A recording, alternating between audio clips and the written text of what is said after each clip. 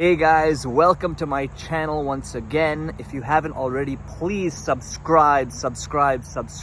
I'm really trying to grow and your support would mean everything to me. If I could, I'd support you in any way I can. So please just subscribe. And now let's get to the Smackdown review.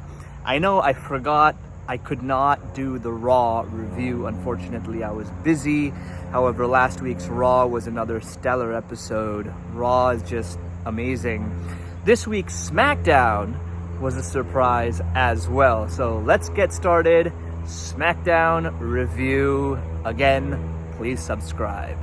This week's episode of Smackdown was a surprise. A surprise because it was better compared to previous episodes of Smackdown. The matches were fun and the segments had some value. We start off with the Grayson Waller effect, with Grayson Waller and Austin Theory starting off the show by calling out their guest for the evening, none other than the undisputed champion, Cody Rhodes. There is a back and forth promo where Waller and Theory try to create a divide between Cody and Kevin Owens, two friends who will be battling it out at the Bash at Berlin PLE. Cody responds by trying to create a divide between Waller and Theory. The WWE is definitely hinting at a potential fallout in this regard. Waller and Theory go as far as to show a video they compiled of KO backstabbing former colleagues. KO comes out and justifies his previous actions, saying most of them deserved what they got. He tells Cody that he would never backstab him as they have been friends for a long time. He even demands a match with him and Cody going against Waller and Theory. SmackDown manager Nick Aldis comes out and confirms the match for the main event. At this point, I had a feeling this SmackDown will be different somehow, and this is confirmed as we have LA Knight defending his United States Championship against Pablo Escobar. A great first match and good to see LA Knight in action. I mentioned how the WWE needs to use him better, and it's like they heard me. Before the match, LA Knight is jumped at ringside by Escobar's buddies. The referee then bars them from ringside and the match begins. Naturally, due to the beating, LA Knight takes the first few hits, but he manages to turn things around. After a nice back and forth, Knight successfully defends his championship belt.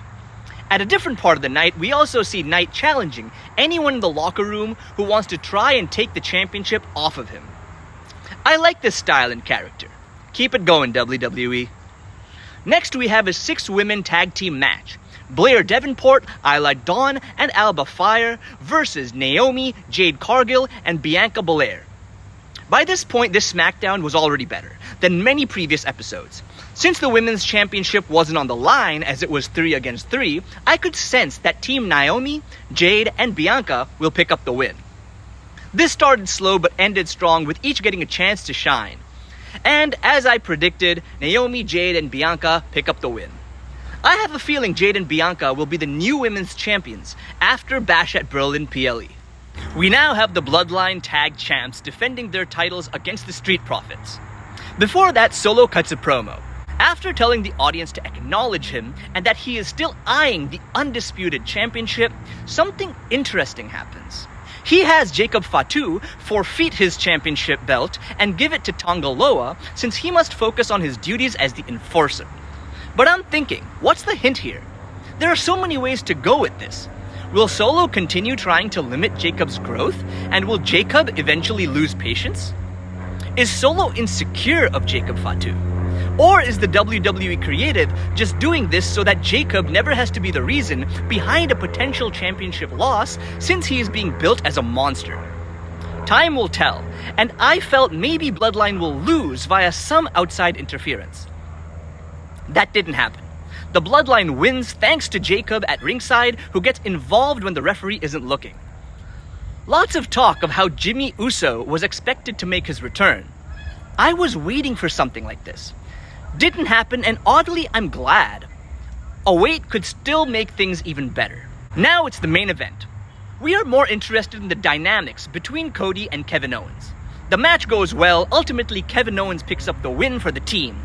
This was a good choice. We then see a moment where KO is holding the belt while Cody is facing the other direction.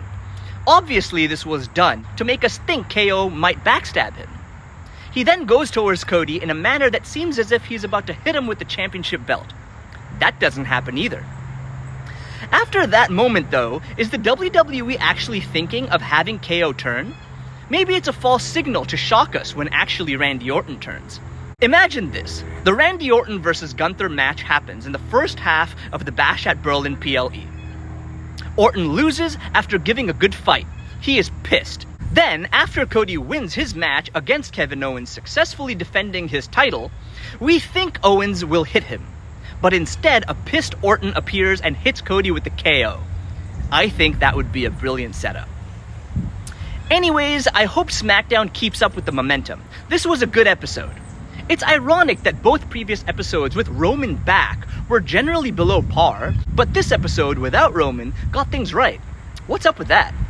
Anyways, guys, that's that. Please do subscribe to my channel, help me grow. It's good to help people out.